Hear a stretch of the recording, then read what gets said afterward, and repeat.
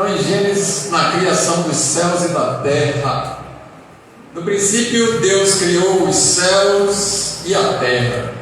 Quando a gente faz esse comparativo do início de tudo e a consumação de tudo, aquele processo todo de redenção pela vida de Jesus Cristo, a gente vai encontrar a destruição dos céus e da terra e a criação de um novo céu e a nova terra. As meninas, sem saber que eu ia ministrar essa mensagem, elas louvaram aí a respeito da gente estar lá em Jerusalém, essa nova Jerusalém. Então Deus realmente confirma o que Ele quer ministrar nas nossas vidas. Abra aí em Apocalipse, no capítulo de número 20. A gente vai trabalhar com Gênesis e Apocalipse, então deixa alguma marcação aí nos dois extremos, porque a gente vai para Apocalipse, no capítulo de número 20 agora, lá no versículo de número 11. A Bíblia vai ser aberta nos extremos 20 e 11 na parte B. Vamos ver o que está escrito aqui. A terra e o céu fugiram da sua presença e não encontrou lugar para eles. Então a gente vai ver que Deus é um Deus de Gênesis e Apocalipse. Ele cria e Ele faz acontecer o propósito dele para o cumprimento da palavra. Tudo que iniciou, que é o início de tudo, vai ter uma consumação lá, com aquela visão poderosa e reveladora que Deus, através do Espírito Santo, deu para João. Eu não sei como é que está aí escrito na sua Bíblia, é a sua versão na parte B. Quem pode ler uma versão diferente da Nova Versão Internacional? A terra e o céu fugiram da sua presença e não foram vistos mais. Tem alguém que não tem uma versão igual a essa? Alguém que tem uma versão parecida ou semelhante? De cuja presença fugiu a terra e o céu, e não se achou lugar para eles. Então a gente percebe que Deus, Ele cria, mas Ele também faz com que Ele termine. Ele criou uma história, que essa história tem um início, um meio e um fim. Nós estamos caminhando para esse fim e chegaremos nesse fim para a glória e louvor do nome de Jesus. Amém? Pode ir no próximo aí, meu querido. Em Gênesis, o pecado entra no mundo.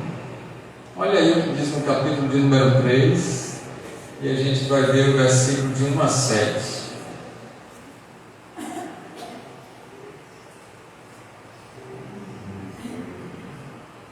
Ora, a serpente era o mais astuto de todos os animais selvagens que o Senhor Deus tinha feito.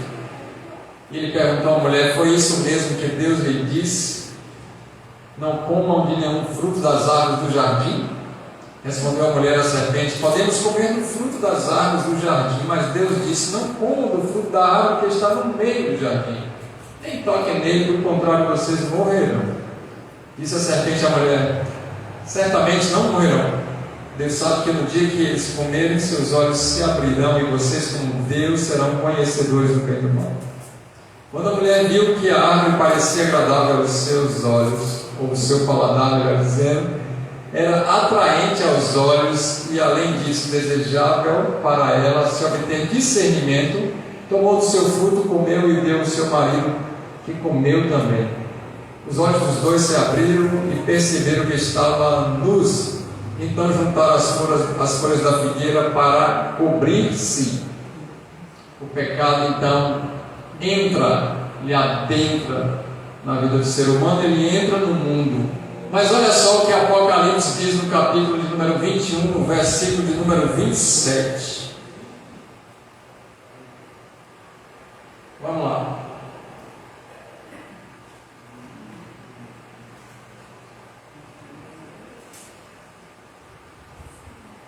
O pecado é banido. Nela jamais entrará algo impuro, nem ninguém que pratique o que é vergonhoso ou enganoso, mas unicamente aqueles cujos nomes estão escritos no livro da vida do Cordeiro.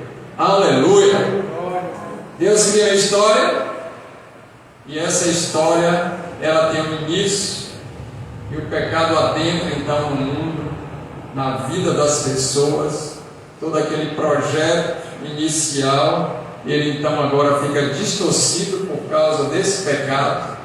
Porém, o propósito de Deus não é impedido nem atrapalhado.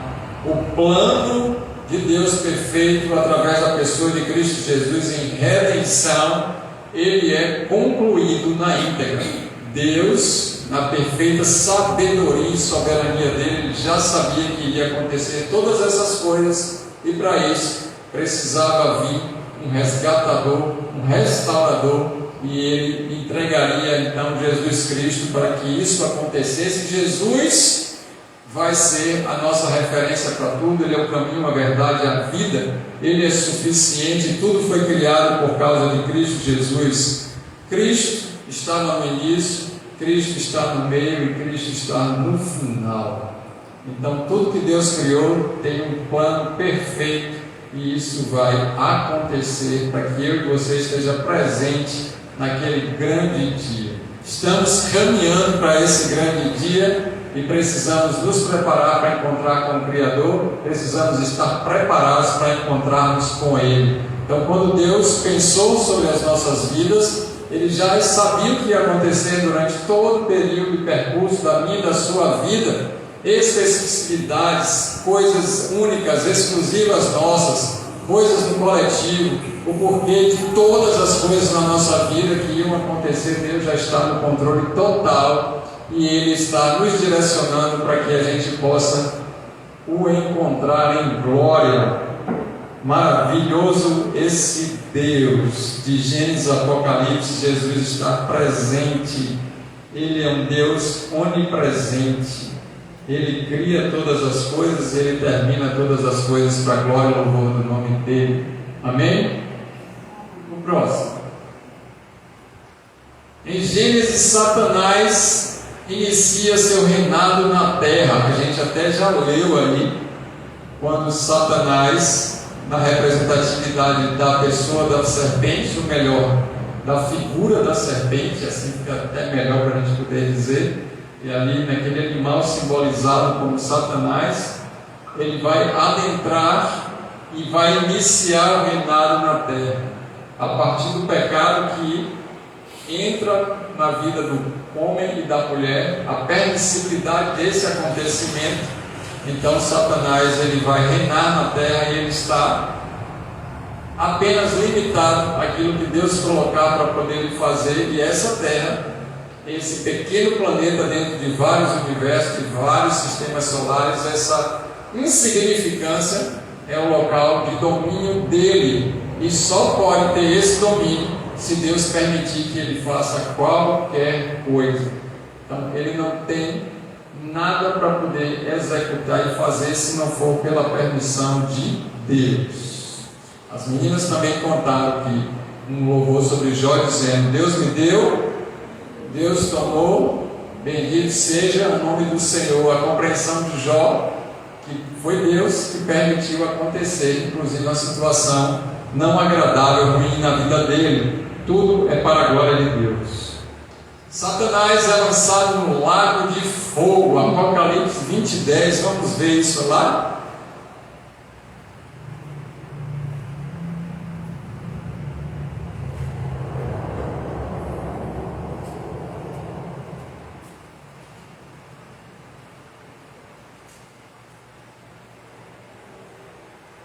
O diabo que as enganava foi lançado no lago de fogo que arde com enxofre, onde já haviam sido lançados a besta e o falso profeta.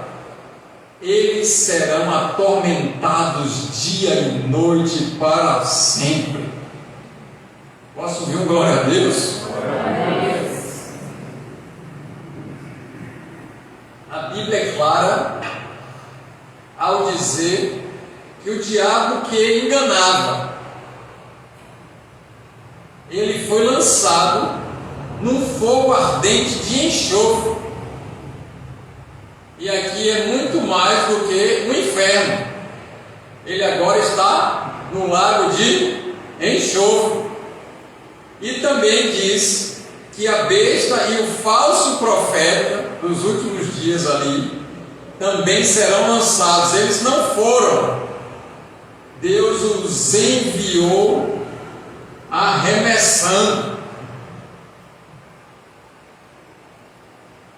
Eita Deus poderoso!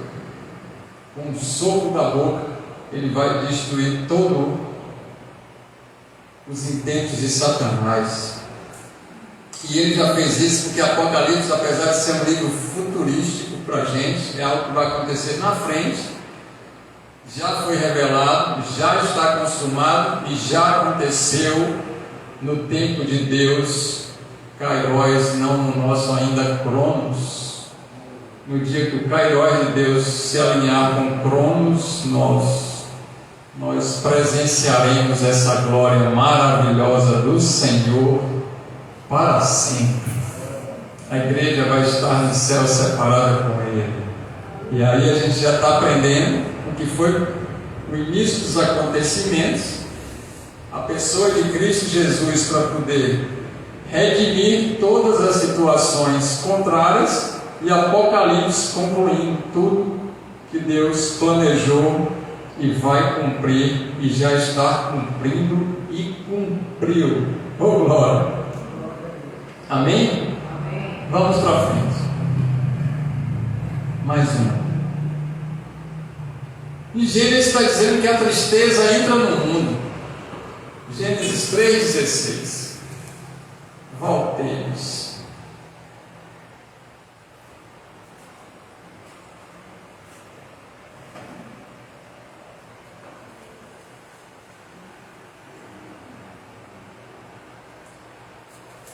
A mulher, ele declarou: multiplicarei grandemente seu sofrimento na gravidez. Com sofrimentos você dará à luz a filhos. Seu desejo será para o seu marido e ele a dominará.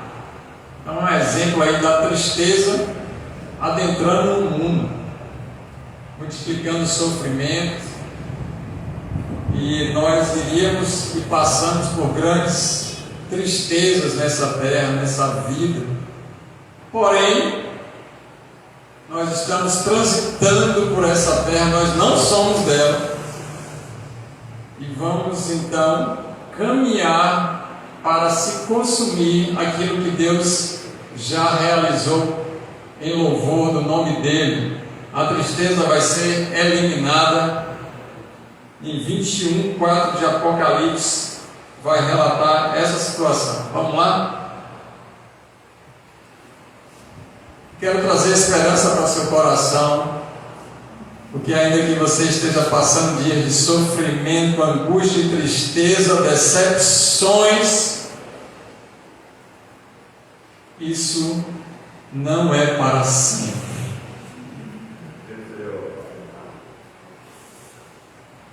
21:4 diz: Ele enxugará dos seus olhos toda lágrima, não haverá mais morte, nem tristeza, nem choro, nem dor, pois a antiga ordem já passou. Oh glória!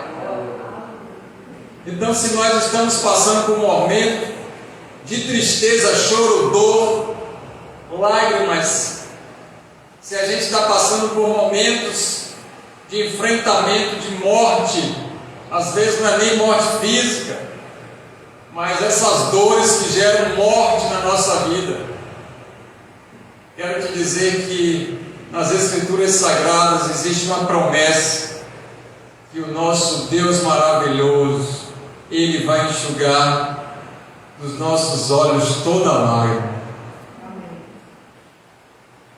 As nossas lágrimas serão enxugadas pelo nosso Deus.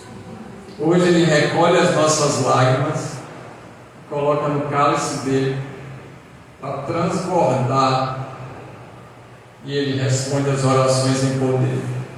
Mas lá na Nova Jerusalém, Ele enxugará dos nossos rostos todas as lágrimas que passamos durante a nossa vida, e todas as vezes que choramos, Ele vai fazer com que isso seja esquecido para sempre. Isso é maravilhoso, porque aquele que semeia com lágrimas colherá com júbilo de... Então as nossas lágrimas, tristezas e angústias de hoje não podem se comparar ao que será e acontecerá naquele grande dia em glória. Precisamos estar com a expectativa, com a esperança e motivados para esse grande dia de se encontrarmos, nos encontrarmos, estarmos com esse Senhor. Como é que estamos vivendo? Empolgados para que isso aconteça, nos santificando, renunciando, buscando intimidade com o Espírito, investindo tempo de qualidade com Deus, para que isso tudo acabe? Então vamos semear aonde existe uma promessa futura de acontecimento, com certeza. Vamos então andar agora para Gênesis. A criação ela é amaldiçoada. Em Gênesis 3, no versículo de número 17 a 19, diz assim: e ao homem, melhor dizendo, declarou: visto que você deu ouvidos à sua mulher e comeu do fruto da árvore, da qual ordenei você não comesse, maldita é a terra por sua causa. A maldição adentro. Então a gente percebe que a criação começa a ser amaldiçoada. Maldita é a terra, toda a natureza, tudo que existe e foi criado, que está aí nessa terra, no ar, ambiente, chão, mar, rio, oceano, lago, animais, plantas, vegetais, todos os tipos de seres, tudo que está nessa atmosfera visível e invisível da terra está sendo amaldiçoado. Com sofrimento você se alimentará dela todos os dias da sua vida. Pecado adentro, então agora são dias de labuta, de suor, de lágrima, tristeza, esforço, dores. E esse sofrimento vai gerar um ganha-pão ainda. E isso será por todos os dias. Ela lhe dará espinhos e ervas daninhas. E além de tudo, você ainda vai ser perfurado, vai sentir dor, e o negócio vai ser estreito, porque ela não vai produzir nada de bom, mesmo você querendo fazer o máximo e cultivar o máximo. Ainda que eu seja um Deus abençoador que te dê muito, tudo já está amaldiçoado. Você vai ter que se alimentar das plantas do campo, com o suor do seu rosto você comerá o seu pão, até que volte à terra, visto que dela foi tirado. Então, a partir de agora, você vai morrer. Os vermes vão consumir o seu corpo. Você vai ser destruído, porque você é pó, e ao pó voltará. A terra e tudo que nela existe foi amaldiçoada por Deus por causa da desobediência. Deus não colocou impedimento para Adão e Eva, tanto é que eles conseguem comer do fruto. Deus queria que eles fossem obedientes. E a obediência faz toda a diferença no cumprimento de princípios para Deus nos prosperar, nos dar saúde e nos abençoar. Os mandamentos de Deus não são pesados como muitos pensam. Ele não quer que a gente fique cumprindo leis e mais leis e ordenanças. Ele quer que a gente tenha uma vida de cumprimento de princípios, porque isso é para a nossa bênção, para a nossa prosperidade. Mas em Apocalipse, no capítulo de número 22, no versículo de número 3, vamos ver o que está escrito.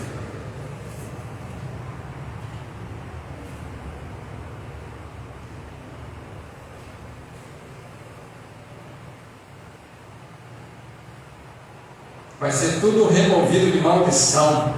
Já não haverá maldição nenhuma.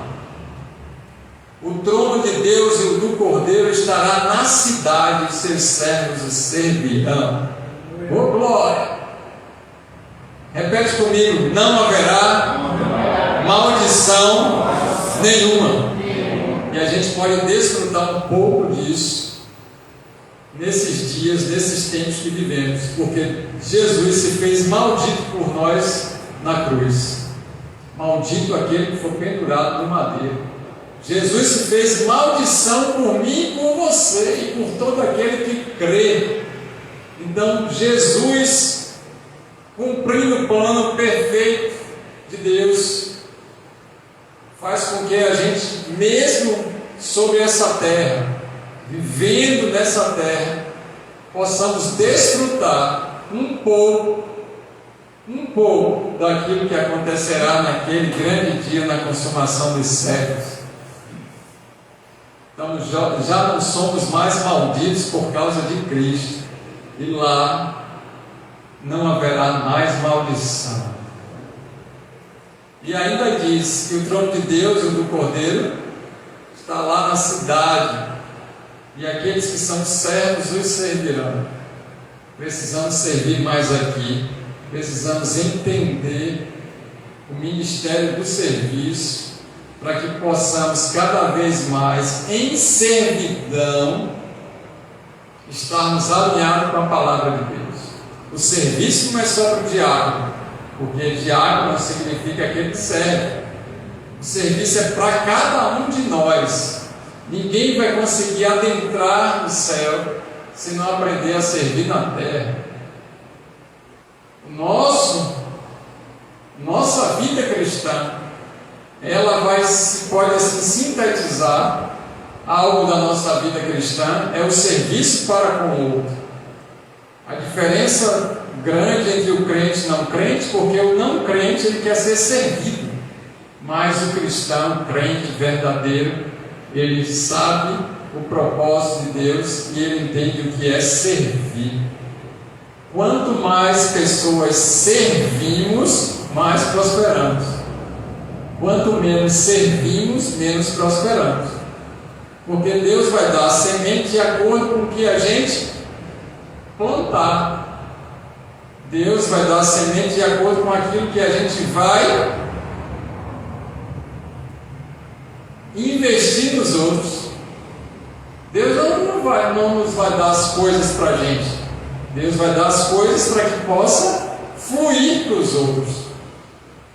A bênção nas nossas vidas é para o Rei, tudo é dele.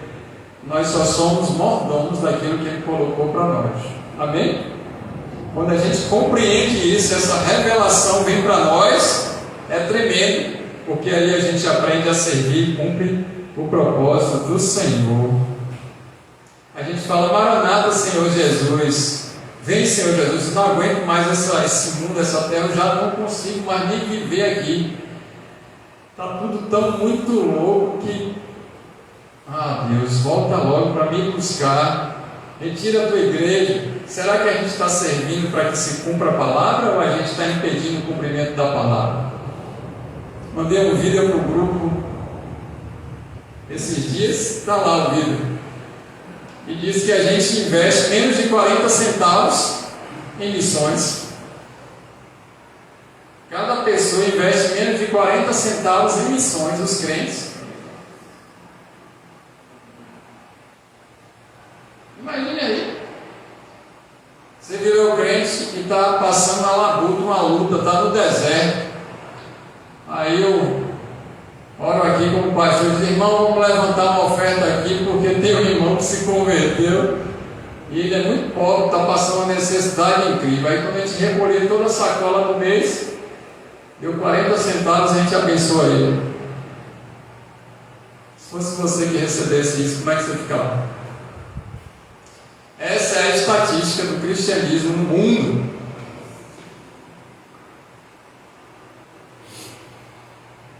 Agora investe milhões para poder tomar o outro crente da igreja menor.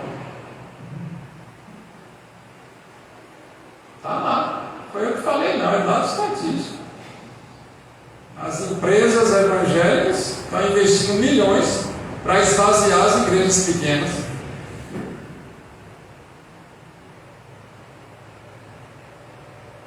Como dizia o irmão Lázaro, ainda bem que eu vou morar no céu. Porque se isso não é maldição, eu já não sei mais o que é maldito. Mas só para a gente refletir, quem não viu o vídeo, vá lá e veja no vídeo que a China tem mais crente do que os Estados Unidos. E às vezes a gente fica, né? É comunismo, diz que a pessoa vai invadir, vai dominar tudo, está cheio de crente lá. Então a gente precisa ter cuidado com algumas coisas e precisamos nos converter. Quem veio para o culto hoje para se converter, levanta a mão. Porque é tempo de conversão genuína. Deus nos criou com um propósito em Gênesis para que a gente possa alcançar o Apocalipse e ser uma bênção para todos nós, em nome de Jesus. Em Gênesis, o homem é expulso do jardim do Éden. Bora lá, volta para Gênesis 3, versículo 24.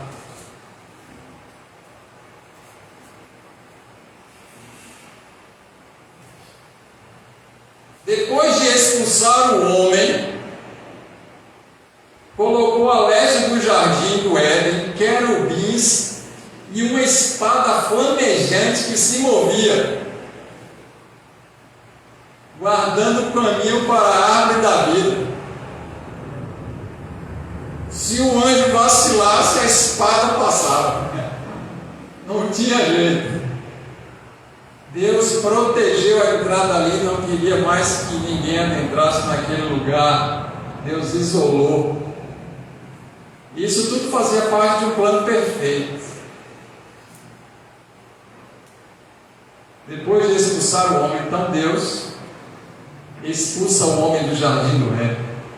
Mas no capítulo 22, nos versículos 1 a 7 de Apocalipse, diz que o homem é recebido de volta no paraíso. Oh, glória a Deus! Onde abundou o pecado, superabundou a graça do nosso Senhor. Ele é um Deus de restauração. Ele é um Deus que dá uma nova oportunidade. Deus é um Deus que perdoa, que liberta, que cura. Ele é um Deus da salvação. Maravilhoso. Olha só. De 1 a 7, Apocalipse 22. Então o anjo me mostrou o rio da água da vida, que claro como cristal, fluía do trono de Deus, o Cordeiro, no meio na rua principal da cidade. De cada lado do rio estava a árvore da vida, olha, que frutificava 12 vezes por ano, uma por mês. As folhas da árvore servem para a cura das nações. Já não haverá maldição nenhuma. O trono de Deus e o Cordeiro estará na cidade, os seus servos os servirão. Eles verão a sua face e o seu nome estará na testa deles. Não haverá mais noite, eles não precisarão de luz de candeia nem de luz do sol, pois o Senhor Deus os iluminará e eles reinarão para todos sempre. O anjo me disse: estas palavras são dignas de confiança e verdadeiras. O Senhor, o Deus dos espíritos dos profetas, enviou o seu anjo para mostrar aos seus servos as coisas que em breve hão de acontecer, ou que acontecerão rapidamente. Tudo isso é verdade e acontecerá para nós. Amém? Então olha aí, Deus faz com que o homem seja recebido de volta aonde? No paraíso. Que maravilha!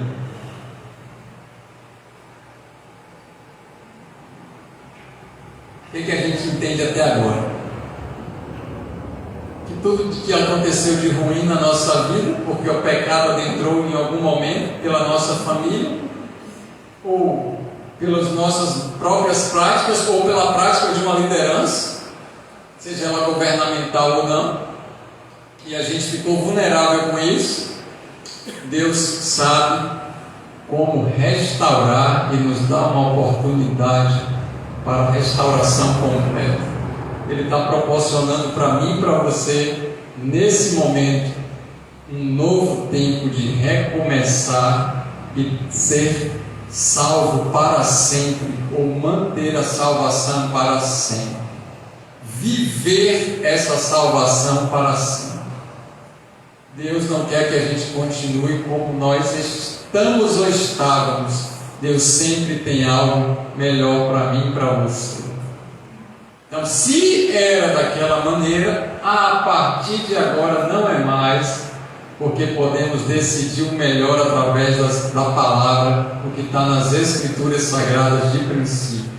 Aquilo que a gente fez que não era legal, aquilo que não deu certo, aquilo que não era de Deus, a partir de agora é um divisor, e Deus está dando a oportunidade para mim e para você, através da explicação de Gênesis a Apocalipse. O que foi em Gênesis e o que é a verdade no Apocalipse. O que é que a gente enfrentou, o que a gente viveu e como pode ser a nossa vida por intermédio de Cristo Jesus, o nosso Senhor. Amém. Próximo. Em Gênesis, o homem perde acesso à árvore da vida. A gente viu e podemos nos lembrar lá no 24, 13, 24, na parte B.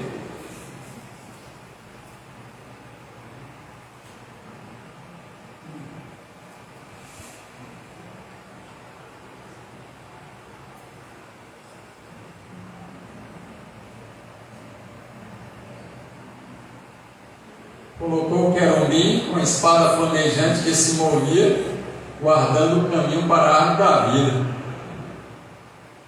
Onde com a espada flamejante, pense. Até a mula de Balaão falou que quem passa ali é outro. Você já viu o tamanho do homem com a espada? Vai me cortar em vários pedaços, não lá nada. Mas Deus permite o acesso à árvore da vida, e essa nossa vida, ela é restaurada. Todo o acesso à árvore da vida é restaurado ali nos versículos de número 2 e 19 de Apocalipse 22. No meio da rua principal da cidade, de cada lado do rio, estava a árvore da vida, que frutifica 12 vezes por ano, uma por mês. As folhas da árvore servem para a cura das nações. E no 19 está dizendo: se alguém tirar alguma palavra deste livro de profecia, Deus tirará dele a sua parte da árvore da vida e na cidade santa que são descritas neste livro. Então a gente percebe que o acesso à árvore da vida é restaurado. Aonde Deus bloqueou o acesso, impediu, não permitiu, o homem perdeu o acesso, Deus restaurou. Aonde resgatou e restaurou, isso mesmo. Então Deus sempre vai fazer o quê? Nos resgatar e nos restaurar. Deus sempre vai se achegar a nós para nos restaurar. Ele sempre vai estar disposto a resgatar o quebrantado e o contrito de coração. Todo aquele que crê será salvo. Se está acontecendo ou aconteceu algo na nossa vida, a gente vai estender as mãos para o nosso Senhor, para Ele poder nos puxar e tirar da onde a gente está, clamando a Ele, pedindo a Ele, ansiando a Ele, e certamente Deus vai nos tirar dessa situação. Agora, eu e você precisamos fazer a nossa parte, porque o milagre Ele vai fazer poderosamente, porque Ele sabe como fazer. Agora, o que eu e você precisamos realizar, Jesus não vai voltar para poder ficar fazendo. Ou Deus não vai fazer por nós. Eu e você não pode estar dormindo e Ele fazendo alguma coisa no nosso lugar. Deus, Ele não dorme. Ele trabalha enquanto, inclusive, a gente dorme. Mas o que é para mim e para você fazer, somos nós que precisamos fazer.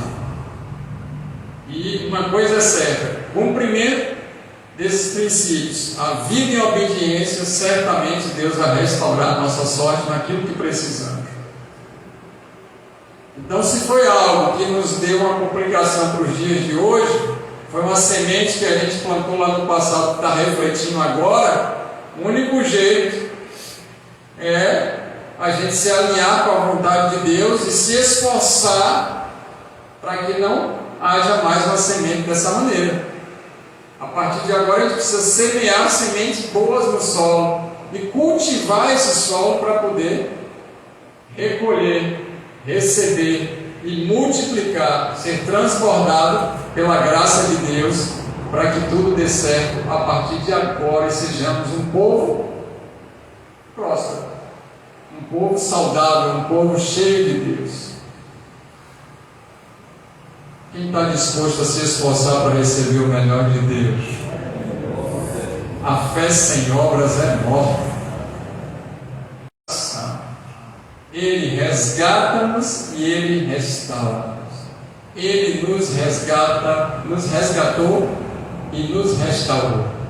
Amém? Você crê nisso? Eu também creio. Em Gênesis, a morte entrou no mundo. 2,17 de Gênesis. E no capítulo 5 e verso 5 também. Olha lá, 2,17.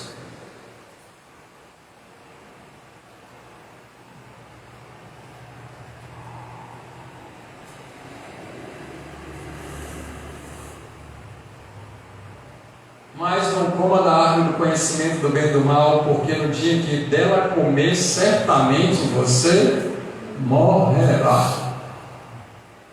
A morte adentrou.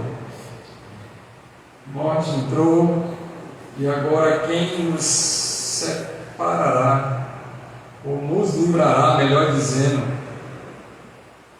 esse corpo da morte? Não vai ter ninguém para nos separar. Somente em Cristo Jesus. Morrer é lucro, viver é Cristo. Só em Cristo podemos ressuscitar. E no capítulo de número 5, versículo de número 5, vamos lá ver o que está escrito em Gênesis. Alguém lê? Viveram ao todo 930 anos e morreram. Olha aí, a morte adentrou. E agora o que era para ser imortal no sentido humano, a gente percebe que até aquele que viveu muitos anos morreu. Depois que gerou 7, Adão viveu 800 anos e gerou outros filhos e filhas. Então Adão viveu ao todo 930 anos e morreu. Morreu. Mas Apocalipse 21:4 diz o quê?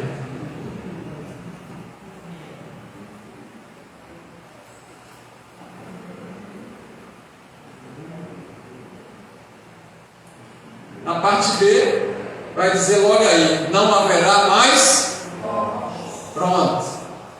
Ninguém mais morrerá. Aquele que ressuscitar em Cristo, os primeiros que ressuscitarão estão mortos, e depois aqueles que forem arrebatados não conhecerão a morte. A morte física, ela pode acontecer e vai acontecer para ainda muitas pessoas, mas espiritualmente estaremos vivos para sempre. Amém? Amém? Glória a Deus. Não vai existir mais morte. Então agora parando para refletir um pouquinho sobre a morte, volta só um pouquinho aí, José.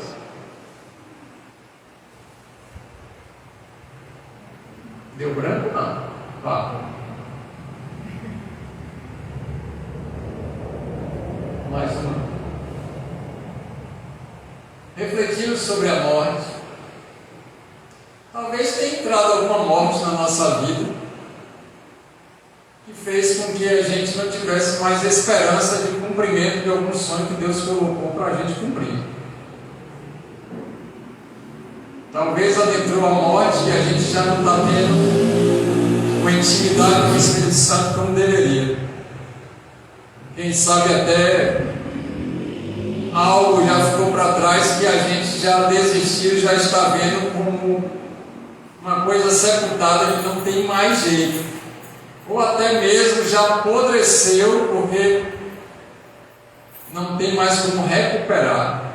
Eu quero te dizer que para o nosso Deus nada é impossível. Ele pode ressuscitar aquilo que está morto. Se Deus implantou na nossa vida algo relacionado com o nosso chamado, que é para o cumprimento da nossa missão e o propósito dele ser cumprido, ele é um Deus que ressuscita os mortos e dá vida. Se a gente estiver disposto, Deus restaura também a vida que estava como morta, os sonhos que estavam como mortos. Você crê nisso? Pode ir, José, agora. Obrigado, meu irmão. Lá em Gênesis, as bodas do primeiro Adão. Gênesis 4:1. Vamos lá ver?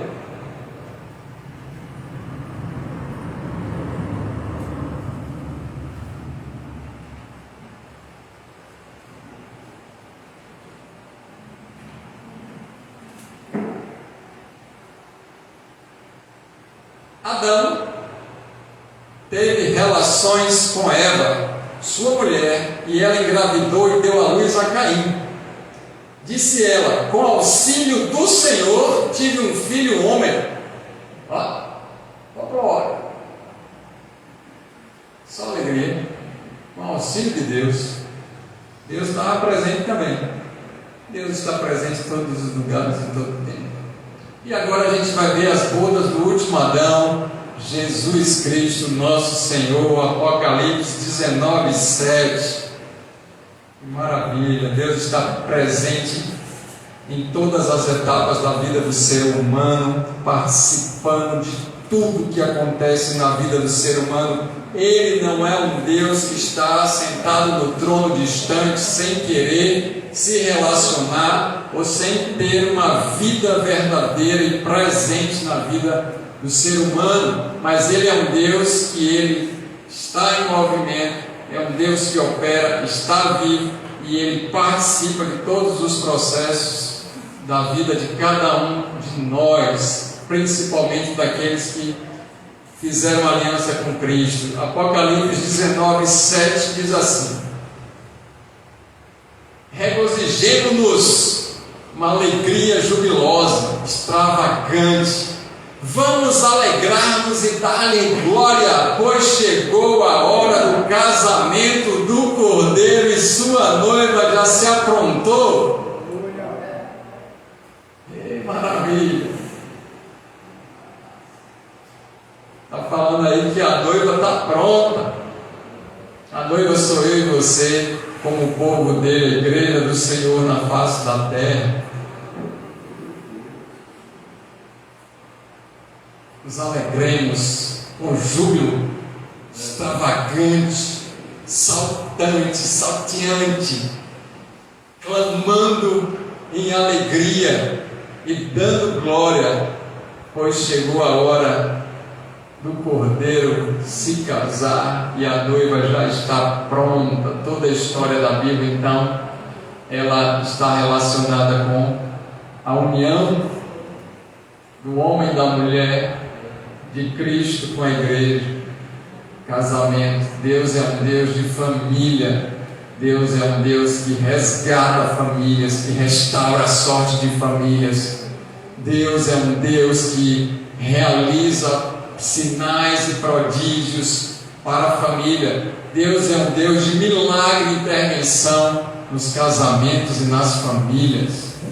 Deus é um Deus que Ele restaura a sorte daqueles que precisam viver em família. Louvado seja o nome do Senhor. Isso é tremendo. E o que a gente vê nos dias de hoje é toda uma versão, toda uma situação, uma ideologia contrária a esse quesito. Porque o mundo jaz no maligno e o anticristo, para se manifestar, precisa estar com sinais evidentes de tudo que é da vontade, propósito e criação de Deus. O inimigo, então, ele vai fazer com que as pessoas fiquem contrárias ao que é a vontade de Deus, se rebelem contra os valores de Deus, os princípios das Escrituras Sagradas. Vamos ver se terminou. Oh, glória! Terminou nas bodas do Cordeiro. Será que estamos